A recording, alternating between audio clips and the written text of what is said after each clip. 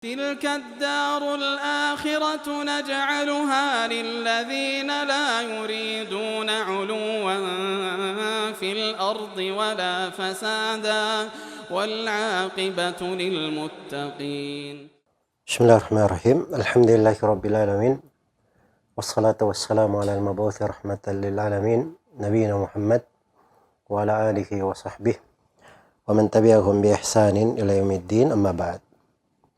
Kaum muslimin dan muslimat, para pendengar dan para pemirsa yang menyaksikan acara ini dimanapun Anda berada, Assalamualaikum warahmatullahi wabarakatuh. Dua ayat yang mulia dari surah Thaha yang terdapat di dalamnya penyebutan dua golongan manusia pada hari kiamat, dan pada rangkaian ayat-ayatnya terdapat makna-makna yang agung yang patut untuk direnungi guna membangun jiwa, membentuk kebaikan, menata diri, dan merapikan jalan menuju kepada Allah Subhanahu wa Ta'ala dan hari akhirat. Dua ayat ini bertemu di surah Thaha, tepatnya ayat 111 dan 112. Allah Subhanahu wa Ta'ala berfirman, wa anatil wujuhu lil hayyil qayyum wa qad khaba man hamala dhulma. Dan tertunduklah dengan hina, berserah diri wajah-wajah lil hayyil qayyum, kepada Allah mereka bersujud yang maha hidup, tidak pernah mati, yang maha qayyum, yang memberi segala keperluan makhluknya, dan mereka selalu terikat kepada Allah, bergantung kepadanya. Wa qad khaba man hamala dhulma, dan telah merugi, sungguh merugi, siapa yang menyandang suatu kezaliman pada hari itu. Kemudian ayat yang ke-112, wa may ya'mal minas salihati wa huwa mu'min fala yakhafu dhulman wala hadma. Dan barang siapa yang beramal dari amalan salih dan dia adalah seorang mukmin, maka dia tidak perlu takut akan kezaliman dan tidak perlu takut pahalanya yang berkurang atau amalannya yang berkurang.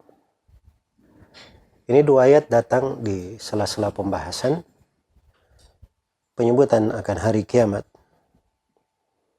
Bagaimana di hari itu tidak ada yang berbicara kecuali siapa yang diizinkan oleh Allah dan diridhai oleh Allah ucapannya. Kemudian Allah terangkan dua golongan manusia pada hari itu. Wa anatil wujuh. Wa anatil wujuh dari kata ana, yaitu bermakna dul, dia menghinakan diri, wal istislam, berserah diri kepada Allah. Wajah-wajah pada hari itu. Wajah-wajah ini pensifatan terkait dengan kondisi wajahnya. Bagaimana wajah-wajah itu hina dan merendahkan diri kepada Allah Subhanahu wa Ta'ala. Nah, ini mencakup wajah orang-orang kafir, kaum mujrimin, dan siapa yang menyandang kezaliman pada hari itu. Maka dia tunduk, berserah diri, menghinakan diri, lil hayyil qayyum, kepada Allah yang maha hidup lagi maha menegakkan seluruh makhluk. Al-hayyu artinya yang maha hidup dengan kehidupan yang abadi, yang sempurna, tidak akan pernah mati. Iya. Al-qayyum Dari Asmaul Husna juga artinya yang menegakkan segala keperluan hambanya dan memberikan segala yang mereka perlukan. Dan mereka tidak pernah bisa merasa cukup dari Allah, tidak bergantung kepada Allah. Maka dialah Allah Subhanahu wa ta'ala yang Maha Qayyum, Maha hidup lagi Maha Qayyum. Dibawakan dua nama dari Asmaul Husna ini untuk kejadian dahsyat pada hari kiamat. Itu memberikan makna-makna yang agung. Dari makna seorang itu di dalam kehidupan, jangan dia merasa bahwa hidupnya ini tidak ada pertanggungjawaban. Allah itu Maha hidup. Allah Subhanahu wa ta'ala akan menghisap setiap dari makhluk di atas muka bumi ini. Ketika mereka semuanya kembali kepada Allah Subhanahu wa ta'ala, kembali kepada hari akhirat, maka mereka temukan Allah Subhanahu wa ta'ala Maha kekal, Maha hidup, dan menegakkan hisab terhadap mereka. Al-Qayyum ini memberikan makna bahwa ketergantungan kepada Allah Subhanahu wa ta'ala itu di dunia dan di akhirat. Dan seorang hamba itu dia selalu fakir dan miskin kepada Allah.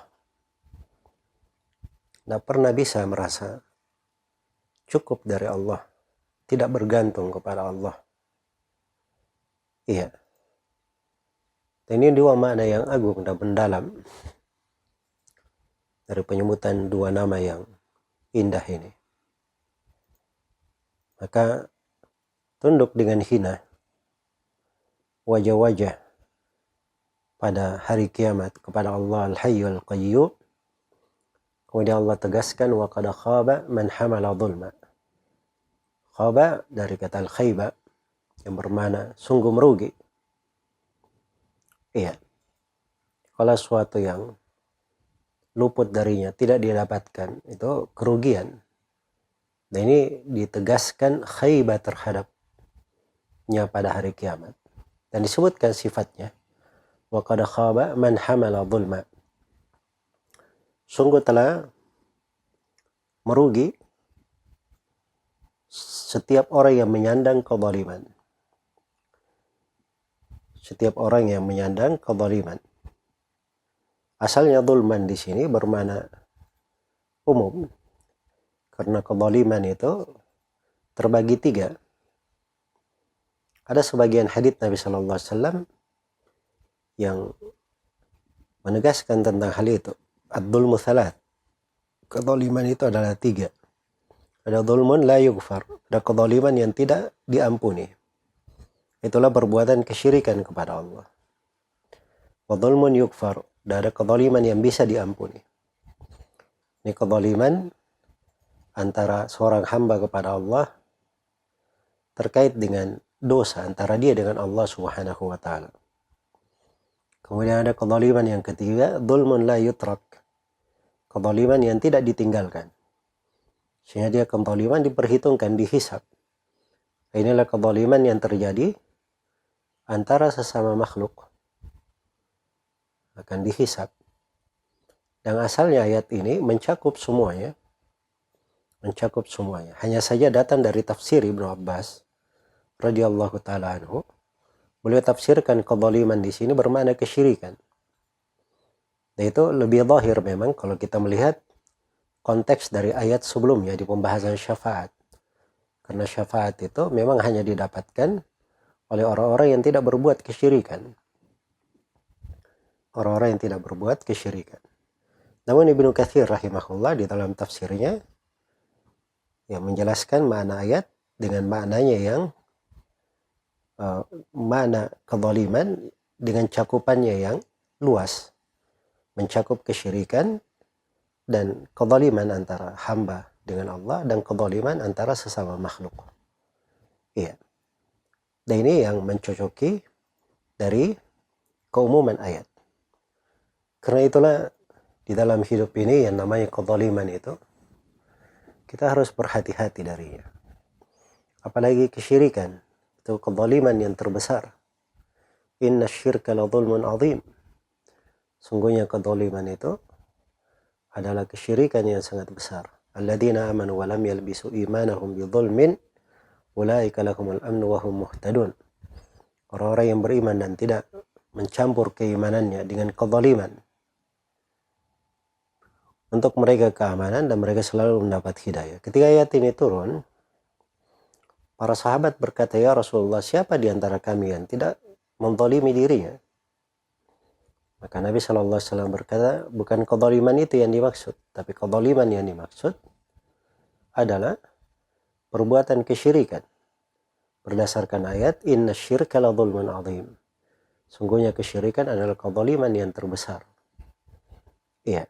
Jadi kalau keimanan bercampur dengan kesyirikan, ini adalah sebab hilangnya keamanan di dunia dan di akhirat, dan menjadi hilangnya hidayah, petunjuk di dunia dan di akhirat.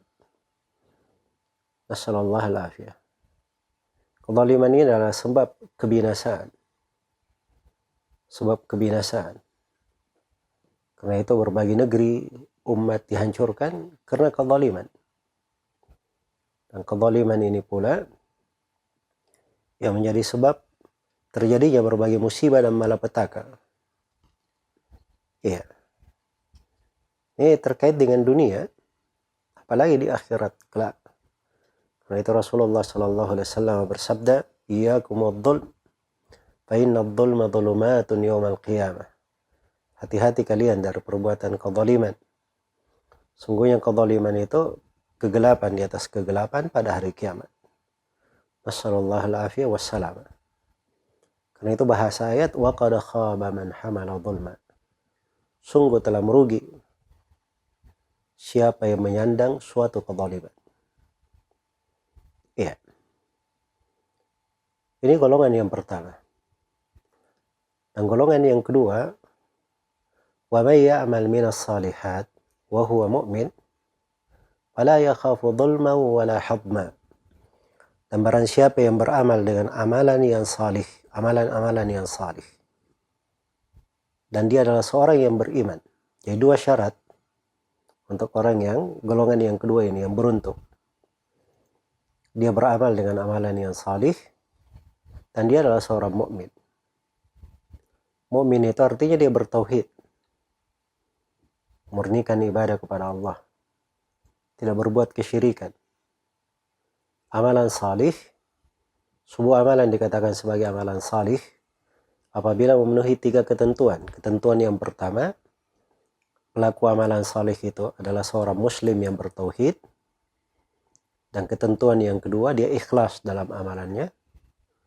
Ketentuan yang kedua, dia ikhlas dalam amalannya. Dan ketentuan yang ketiga, amalan itu sesuai dengan petunjuk Rasulullah SAW. Apabila 3 ketentuan ini terpenuhi, barulah sebuah amalan dikatakan sebagai amalan yang salih. Karena itu sebenarnya banyak hal yang mengherankan di tengah kaum muslimin belakangan ini. Kadang sebagiannya Masya Allah punya semangat di dalam beramal. Iya, tapi dia tidak periksa amalan yang dia lakukan. Itu sudah tergolong amalan salih atau tidak. Kalau ikhlas, mungkin seorang ikhlas. Tapi amalannya itu sesuai dengan petunjuk Nabi atau tidak. Mencocoki petunjuk Nabi atau tidak. Ini banyak orang yang keliru di dalamnya. Karena itu berhati-hati. Seorang apabila dia beramal, tidak dibangun di atas tuntunan Nabi SAW, maka dia nggak dapat apa-apa. Bahkan mungkin akan mendapat bahaya. Rasulullah SAW bersabda, man amila amalan laisa alaihi amruna fahuwa rad. Siapa yang beramal dengan sebuah amalan tidak dibangun di atas tuntunan kami, maka amalan tersebut adalah amalan yang tertolak. Iya. Maka ini 2 syarat. Apabila 2 syarat ini terpenuhi, maka disebutkan fala yakhafu dhulman wala hadma. Maka dia tidak perlu takut akan kezaliman. Iya. Dia tidak dizalimi, dan dia juga tidak terbahayakan oleh kezaliman. Sebab orang yang beriman dan beramal salih itu terhindar dari kesyirikan. Tidak ada kezaliman bermakna kesyirikan. Dan amalan salihnya itu akan menuntun dia kepada hal-hal yang baik, menghindarkan diri dari dosa-dosa dan maksiat antara dia dengan Allah, menghindarkan diri dari menzalimi manusia. Iya. Dan juga selain daripada itu, kalau seorang jatuh dalam dosa, tapi dia bertauhid dan memiliki dari amalan salih, maka itu dari perkara-perkara yang bisa menggugurkan dosanya. Maka tidak ada yang perlu dia takutkan. Wala habma, dan tidak perlu dia takut hilang amalannya, berkurang amalannya. Karena seorang itu apabila dia sudah beramal dengan amalan yang salih disertai dengan keimanan, maka amalannya akan terjaga di sisi Allah Subhanahu wa taala. Karena itulah hidup ini ringkas dan singkat. Kita perlu beramal dengan amalan-amalan, jangan dilihat pada kuantitasnya, banyaknya dari amalan itu, tapi lihat pada kualitas amalan. Periksa keikhlasan di dalamnya, kesesuaian di atas sunnah Rasulullah SAW, pelihara diri di atas tauhid. Itulah yang menggolongkan seorang kepada golongan yang berbahagia pada hari kiamat. Dan hati-hati dari kezaliman dengan segala bentuknya. Apakah kezaliman dengan makna syirik, atau kezaliman dosa antara dia dengan Allah, atau kezaliman bermakna dia menzalimi sama makhluk. Sebab seluruh hal ini dari perkara yang membawa kerugian pada hari kiamat. Semoga Allah Subhanahu wa taala selalu memberi kepada kita keimanan yang tidak berubah, keimanan yang tidak batal, kenikmatan yang tidak sirna.